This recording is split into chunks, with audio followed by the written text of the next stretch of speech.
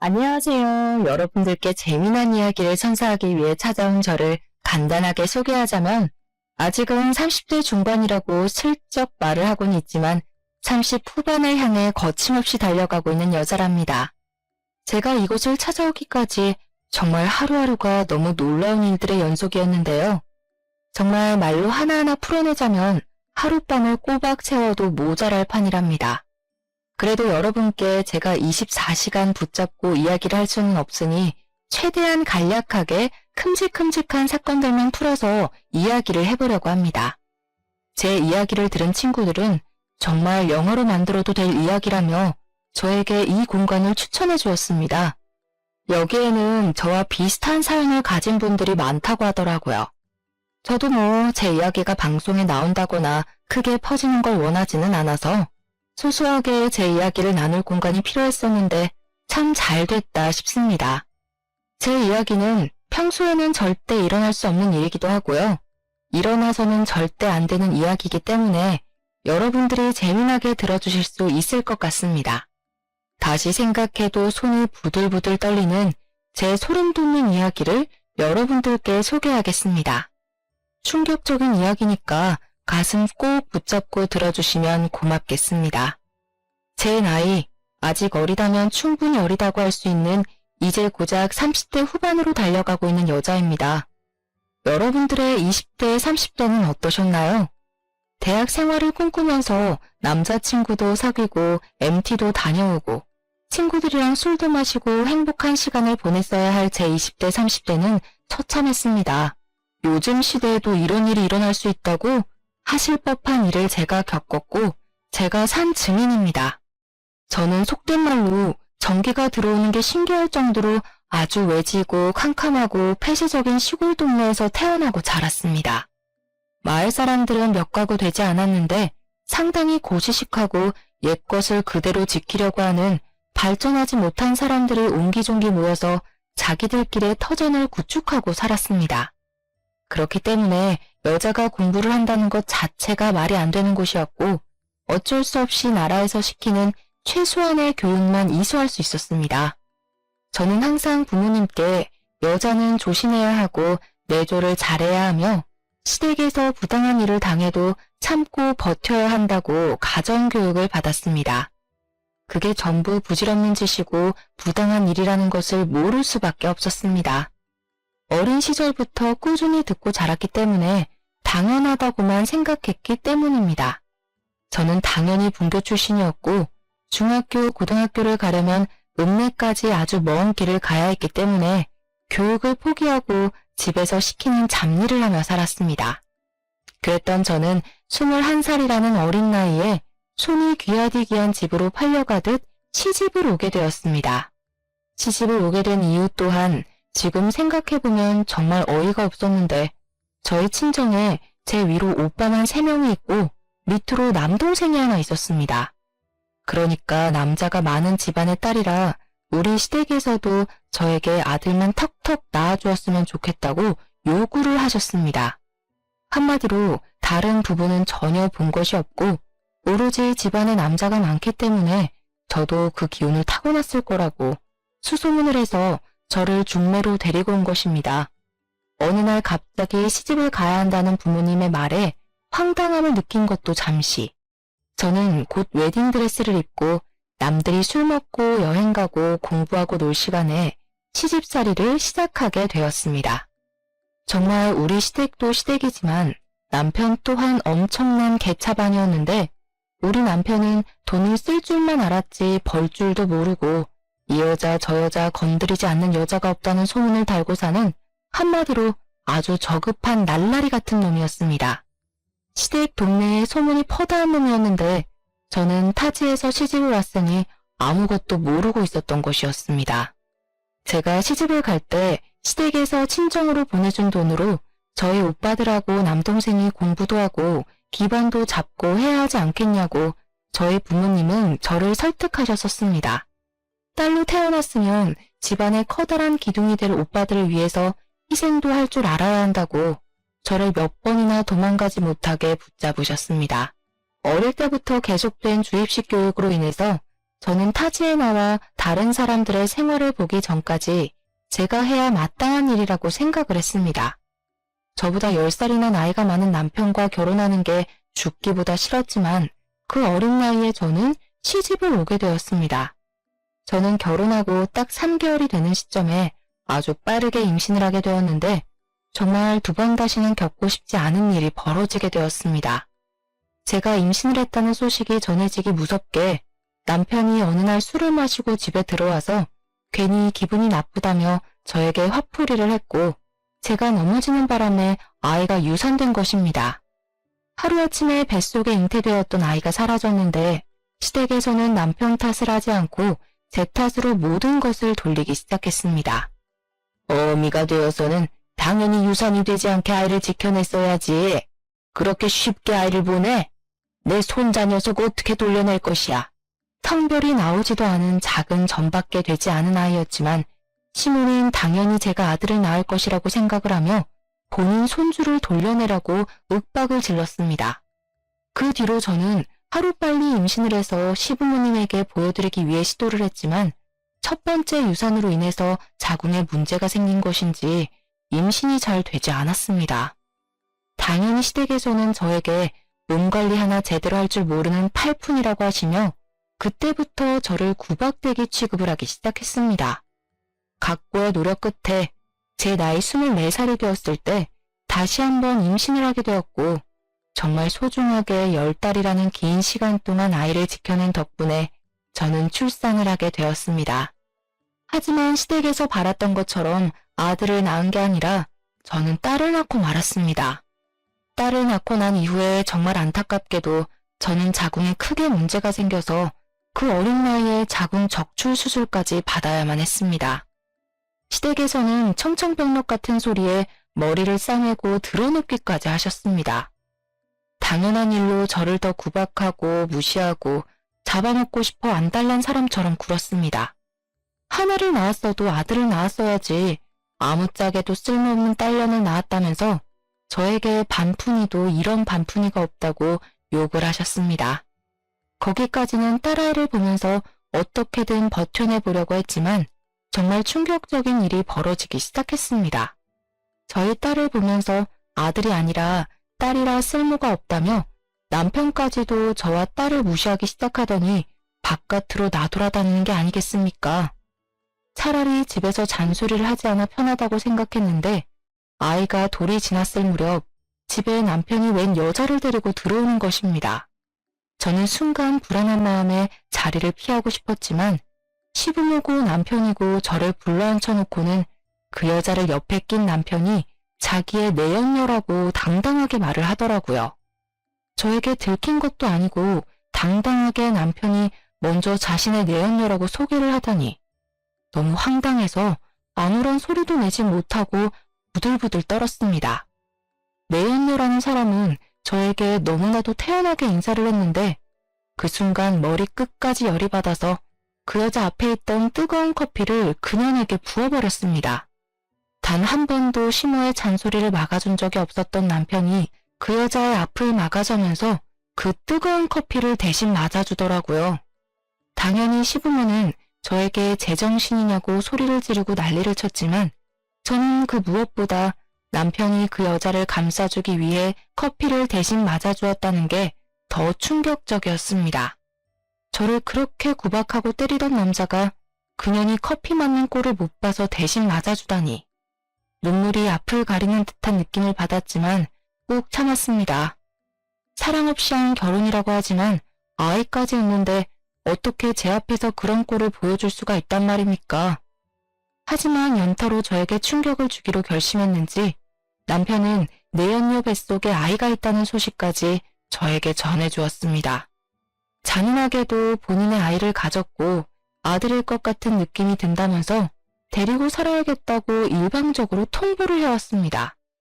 저는 남편과 결혼 생활을 이어나갈 자신이 없었습니다. 여러분들이라면 이런 상황에서 남편과 남편의 내연녀와 함께 살 수 있을 것 같습니까?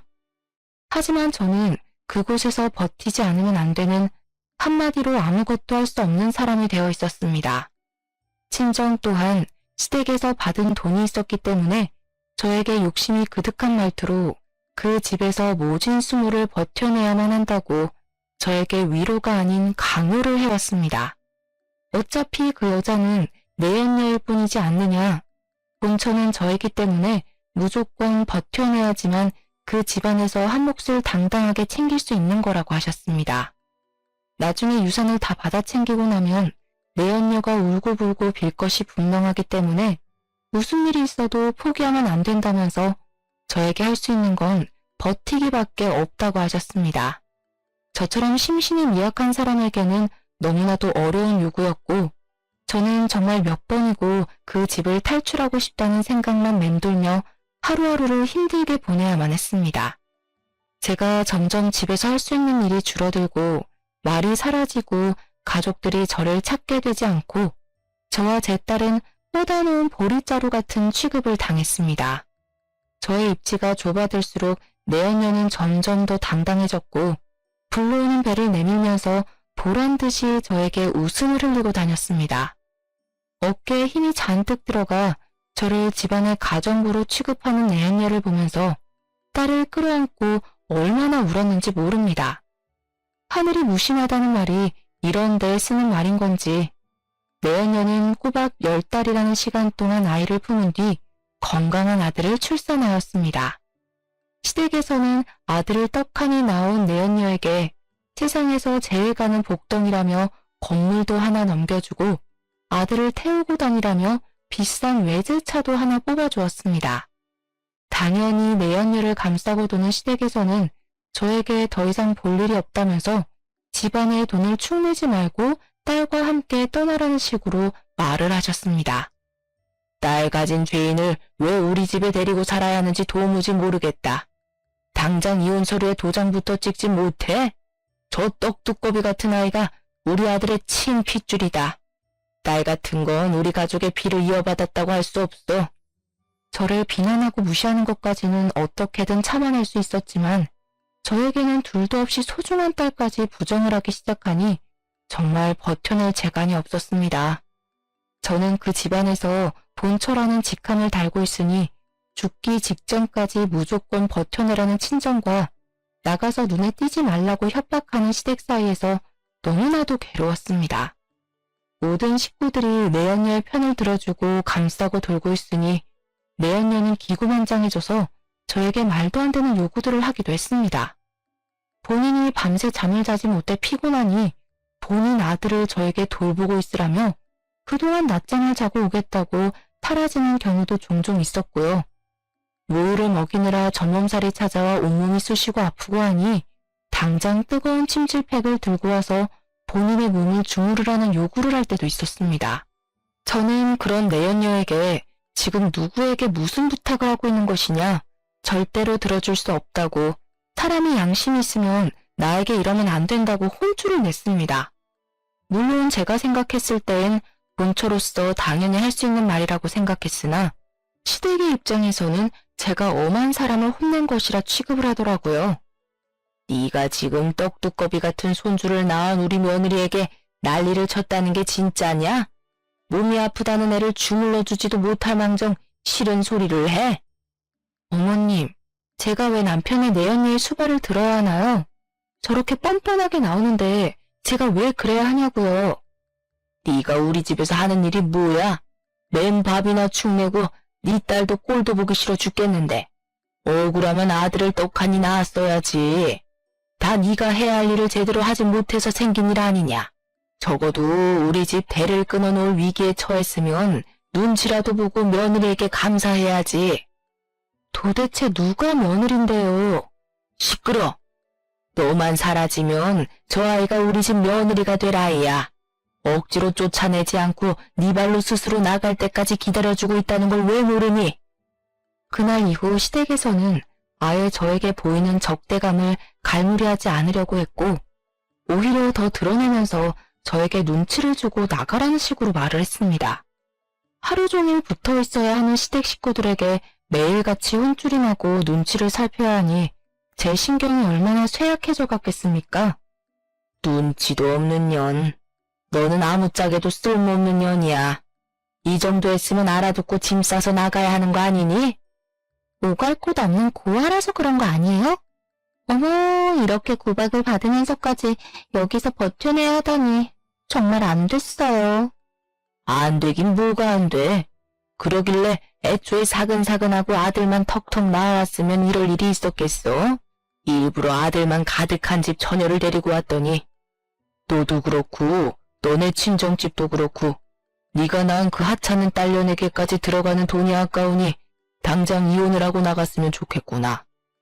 저는 솔직히 시부모의 잔소리를 가장한 비난과 내연녀의 당당함, 남편의 무관심한 태도까지 한 귀로 듣고 한 귀로 흘려버리며 버틸 수 있긴 했습니다.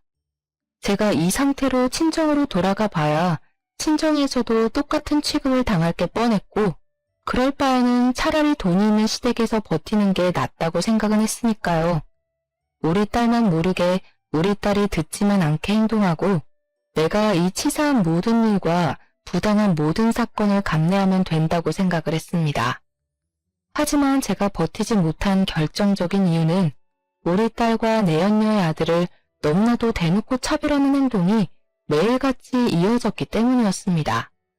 저한테 못되게 구는 건 머리로 이해하려 애를 썼는데 아무 죄가 없는 우리 딸에게 난리를 치니 정신이 빠져나가더라고요.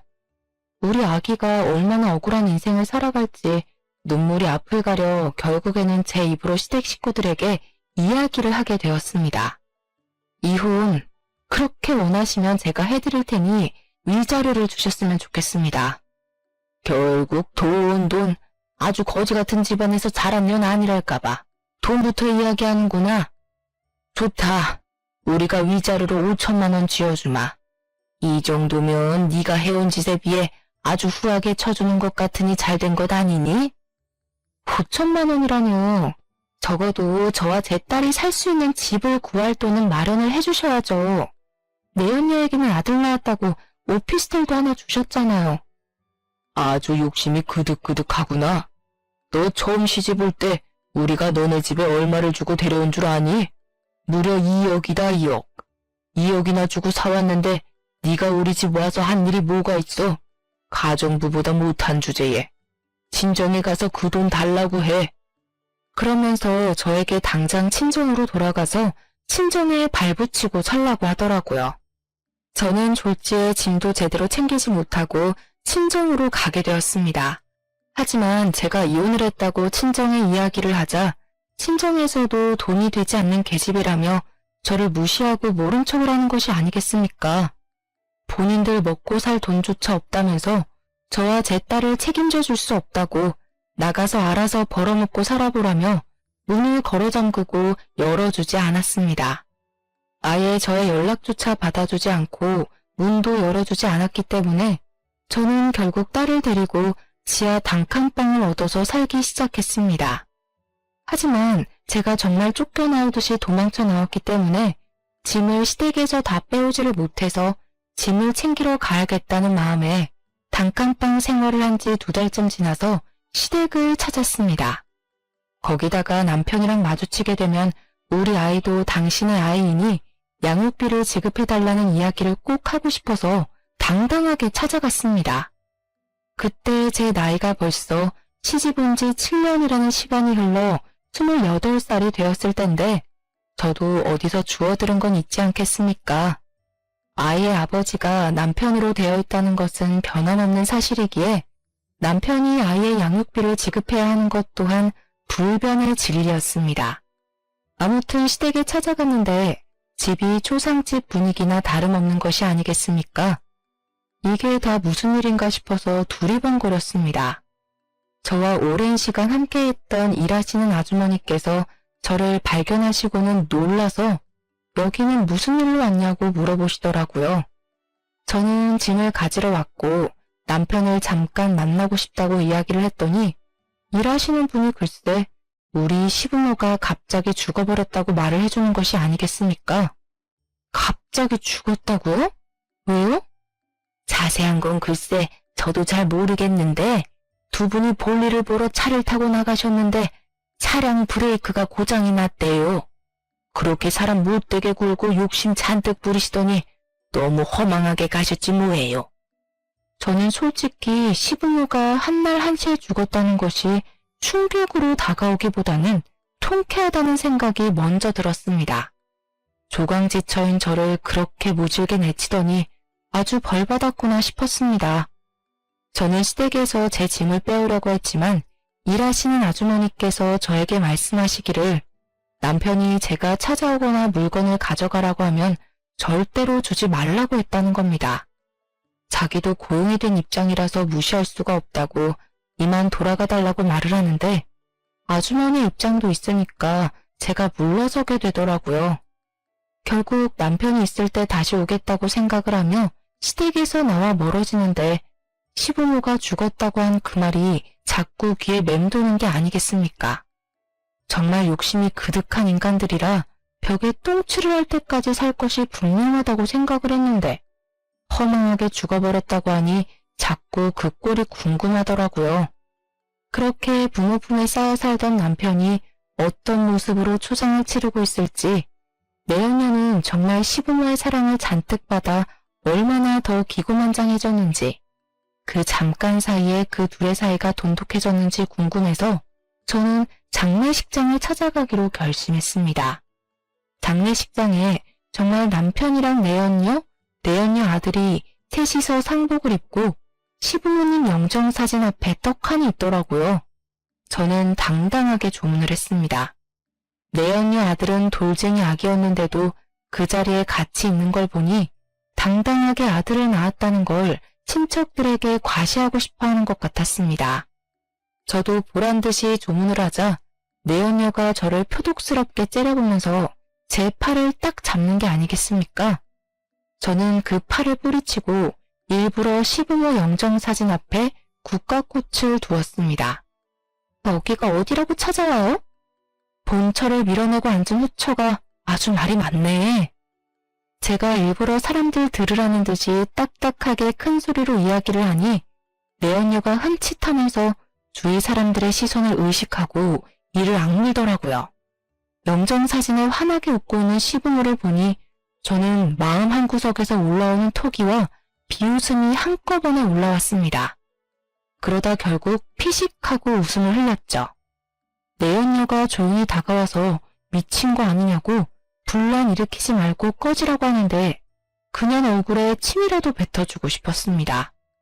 내연녀는 남편을 쳐다보면서 저를 쫓아내달라는 식으로 손짓을 했는데 남편이 아무 소리도 하지 않고 저를 이상한 얼굴로 바라보는 게 아니겠습니까?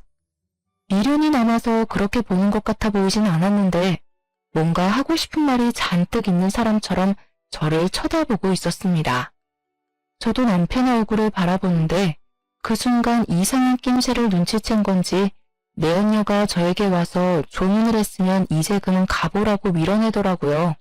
아무래도 사람들의 시선이 집중이 되고 흥미진진한 눈들로 귀를 쫑긋하고 있으니 본인이 쪽팔린 줄은 알았나 봅니다.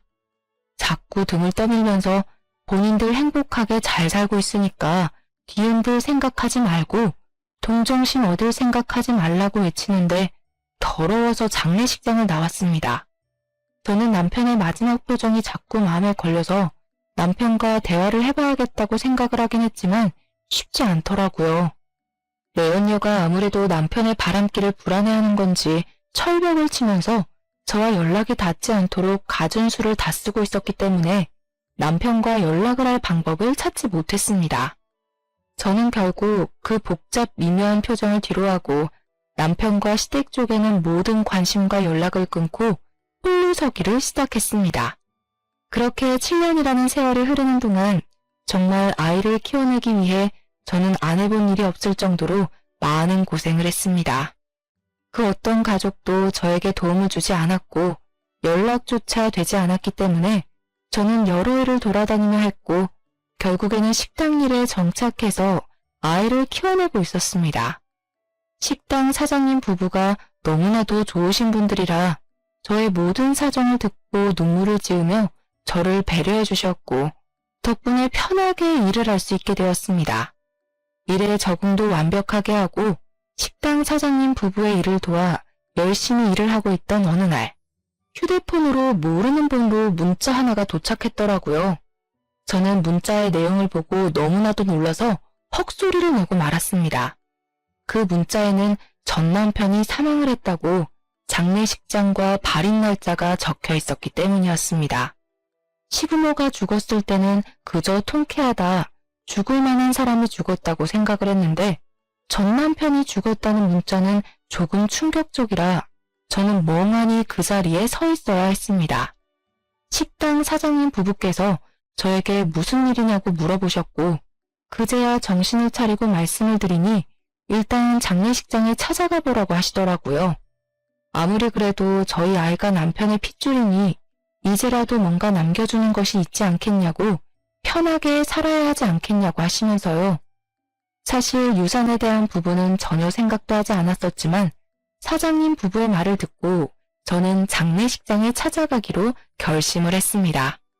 장례식장에 도착을 하니 너무나도 태연하게 내연녀가 저를 보면서 왔냐고 인사를 건네는 게 아니겠습니까?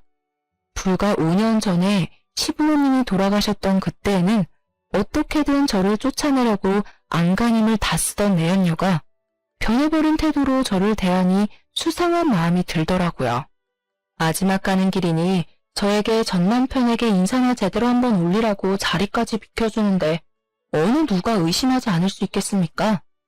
여유가 있어도 너무나도 넘치는 여유 있는 모습에 저는 점점 남편의 죽음에 대한 의심을 품게 되었습니다. 저랑 남편이랑 이혼을 한 이후에 연락조차 못하게 할 만큼 남편에게 집착적으로 굴었던 여자가 눈물도 한 방울 흘리지 않고 태연하게 자리를 지키니 전 남편에 대한 정이나 사랑이 남아있지 않더라도 정말 그 어떤 누구라도 저와 같은 마음이 들었을 것이라고 생각합니다. 게다가 장례식장에 조문으로 온 다른 사람들과 실실 웃고 떠드는 모습까지 보게 되니 내연녀가 정말 정신 나갔거나 숨기는 게 있는 거라고 생각하기 시작했습니다. 제가 너무 오버하는 것 같다고 느끼실 수 있을지 모르겠지만 남편이 저에게 뭔가 할 말이 진득하게 있다고 느꼈었던 시부모의 장례식장에서의 기억이 잊히지 않았기 때문이었습니다.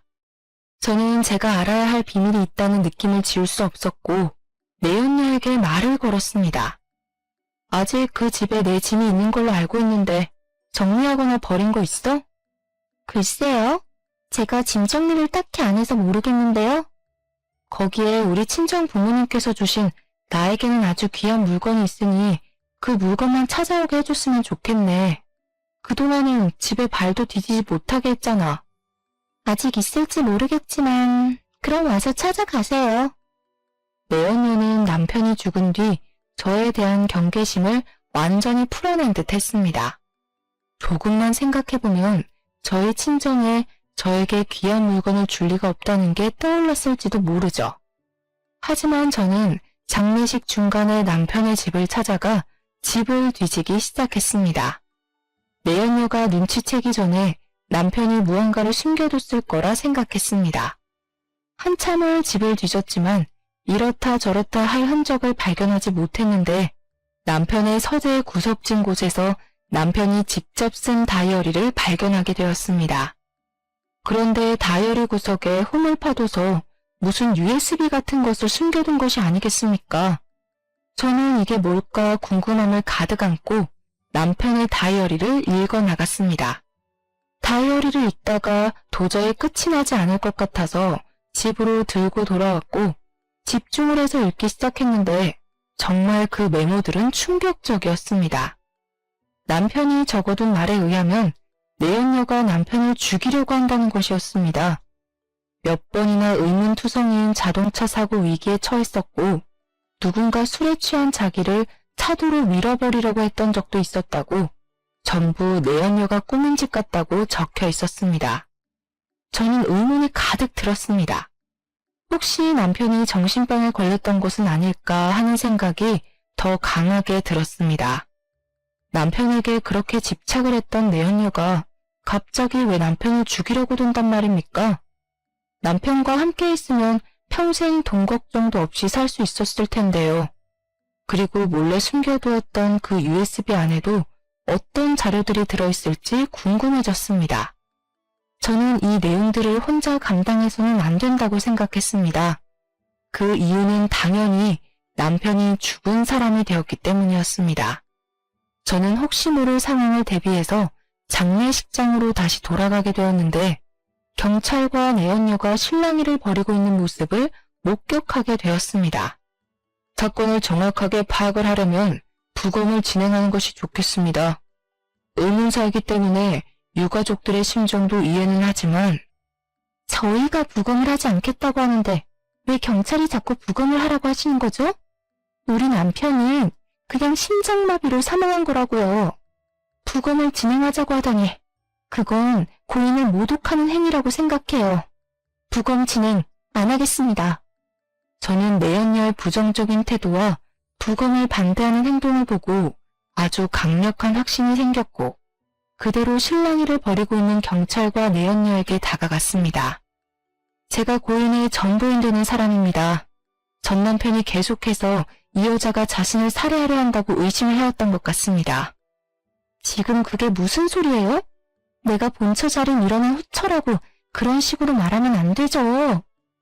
놀라서 저를 바라보는 경찰에게 남편이 직접 쓴 다이어리를 건네면서 이게 증거라고 말을 하며 여기에 남편의 모든 의심이 적혀 있다고 말을 했습니다. 또한 경찰에게 제 아이가 남편의 핏줄인데 내가 대리인의 자격으로 부검을 신청할 수 없냐고 물어보았습니다. 경찰은 다이어리를 한번 쓱 훑어보더니 만약 내연녀가 용의자로 올라가게 되면 제가 대신 부검을 신청할 수 있을 거라는 답변을 돌려주었습니다. 내연녀는 그게 무슨 소리냐, 말도 안 되는 소리라고 끝까지 발악을 했지만 경찰은 그 모습에 더욱 짙은 의심을 하기 시작했습니다. 결국에는 내연녀가 부검을 거부해도 어쩔 수 없이 부검을 하게 되는 상황이 오게 되었고 부검 결과 남편의 체내에서 치사량 수준의 약물이 발견되었습니다. 전신을 마비시키는 약물로 정량 이상이 들어가면 호흡을 할 수 없는 독이라고 하더라고요. 수사는 급진전이 되기 시작했고 내연녀가 자주 다니던 피부과 원장에게서 그 약물을 얻었다는 것, 그리고 그 원장과 내연녀가 불륜 관계였다는 것이 밝혀지게 되었습니다. 그 소식을 들었을 때 저는 정말 경악을 금치 못했고 경찰은 내연녀를 긴급 체포하게 되었습니다. 수사의 진척이 확확 이루어지던 와중에 저는 뒤늦게 USB가 생각이 났고 USB를 들고 다시 한번 경찰서에 찾아가서 건네주었습니다. 다이어리에 같이 들어있던 것인데 수사에 도움이 될 만한 것이 들어있을지도 몰라서 가지고 왔다고 하니 바로 한번 확인을 해보자고 하시더라고요. 경찰서에 있는 컴퓨터로 확인을 해보았는데 거기에는 주차장 CCTV 영상이 들어있었습니다. 경찰은 저를 보고 누군지 알아보겠냐고 물어보았는데 주차장에 놓인 차가 돌아가신 시부모의 차인 것이 아니겠습니까? 그 앞선 영상에서는 내연녀가 어떤 남자랑 함께 차 밑에 들어가서 무언가를 조작하는 것 같은 영상이 나오고 있었습니다. 남편의 부모, 그러니까 시부모가 차량 브레이크 고장 사고로 죽었어요. 경찰은 그 사건 또한 내연녀가 범인이라는 것을 확신하게 되었고 내연녀를 바로 추궁하기 시작했습니다. 처음에는 죽어도 아니라고 발뺌을 하던 그 여자는 CCTV 영상이 있다는 것을 밝히니 망연자실하면서 전부 시인을 하게 되었습니다. 내연녀와 함께 차 밑에서 조작을 했던 그 공범은 바로 피부과 원장이었습니다. 저는 순간 머리에 망치를 맞은 것 같은 기분이 들었습니다. 시부모가 죽은 시점이 내연녀가 아들을 낳고 얼마 지나지 않아서 아니겠습니까? 남편의 시신이 부검을 마친 뒤 화장을 하기 전이었기 때문에 저는 서둘러서 내연녀의 아들과 남편의 유전자 검사를 의뢰하게 되었습니다. 사건의 전말은 아주 쉽게 드러나게 되었습니다. 이실직고하는 사람에게 감형을 해주겠다는 거짓말에 둘 다 홀라당 넘어가서 서로의 죄를 낱낱이 고하게 된 것입니다. 내연녀는 시댁의 재산을 전부 차지하겠다는 일념으로 불륜남과 짜고 그런 짓을 벌였던 것이었습니다. 결국 경찰에서 촘촘하게 수사를 하고 제가 전해준 결정적인 증거로 인해서 둘 다 구속이 되었고 법의 심판 앞에서 서게 되었습니다. 당연한 수순으로 살인자이기 때문에 재산 상속에서 제외가 되었고 상속을 받을 수 있는 사람은 제 딸과 내연녀의 아들밖에 남지 않았습니다. 일주일이라는 시간이 흐르고 저는 친자 확인에 대한 결과를 받을 수 있게 되었는데 충격적이게도 내연녀의 아들은 남편의 친자식이 아니라는 결과가 나왔습니다. 저는 정말 소름이 전신에 가득 돋았고 유치장에 갇혀있는 내연녀를 찾아가게 되었습니다. 얼굴이 허옇게 질린 채로 힘없이 제 앞에 앉은 내연녀에게 저는 정색을 하며 이야기를 했습니다. 너 정말 소름 돋는 년이다. 그 돈이 욕심나서 시부 후에 남편까지 죽여? 애초에 접근했을 때부터 그 피부과 원장이라는 놈이랑 만나던 사이였던 거 다 알아. 그러자 내연녀가 아주 못 들을 소리를 들었다는 듯이 과하게 깔깔 웃으면서 저에게 말을 하더라고요. 증거 있어? 이럼 어차피 우리 아들이 전부 상속받을 건데 너한테 콩고물이 떨어질 것 같아?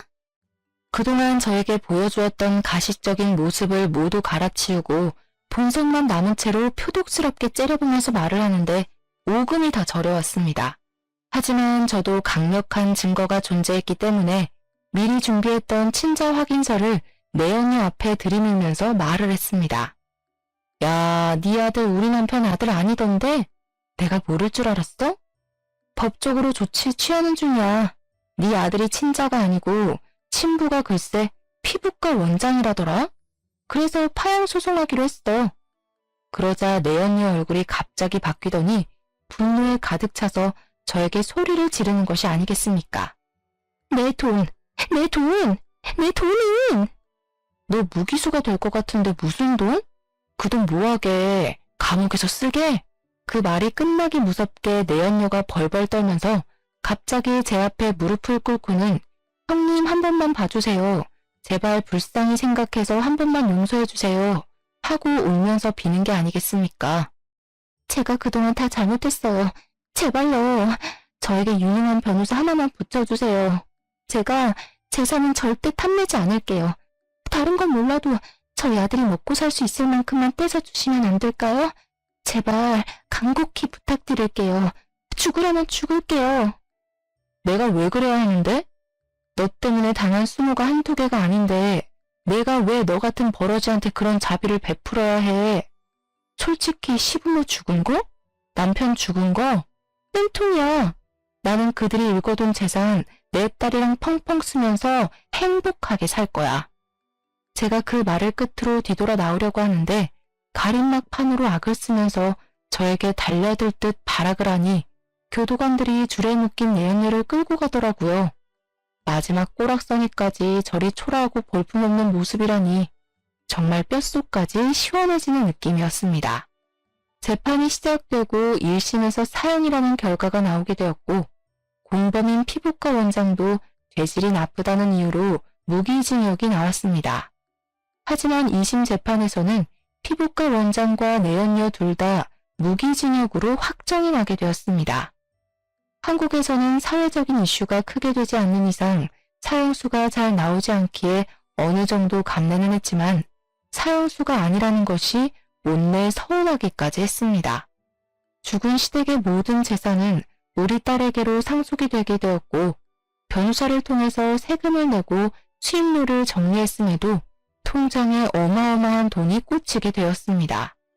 통장에 찍힌 금액을 하나하나 세어보는데 정말 꿈만 같더라고요. 평생 살면서 이만큼의 돈을 벌어볼 수 있을까 싶을 정도로 어마어마한 돈이 떨어지게 되니 현실감이 느껴지지 않았습니다. 왜 로또에 당첨된 사람들이 억소리조차 내지 못한다고 하는지 10분 이해가 가더라고요. 주변을 정리하고 나니 1년이라는 시간이 뚝딱 흘렀는데 어느 날 갑자기 내연녀가 구구절절한 편지를 저에게 보냈더라고요. 자기를 용서해줄 생각은 없냐? 감옥 생활이 너무 힘들다고 차라리 죽고 싶은데 감시가 심해서 죽을 수도 없다고 말입니다. 저는 당연히 그 편지를 다 읽고 박박 찢어버렸습니다. 제가 왜 그런 정신나간 놈들을 너그러운 마음으로 용서를 해줘야 한단 말입니까? 세월이 빠르게 흐른다지만 다시 오롯이 저에게 집중할 수 있는 시간이 되니 제 나이가 고작 36살밖에 먹지 않았더라고요. 아직 제 나이가 너무 창창하지 않겠습니까?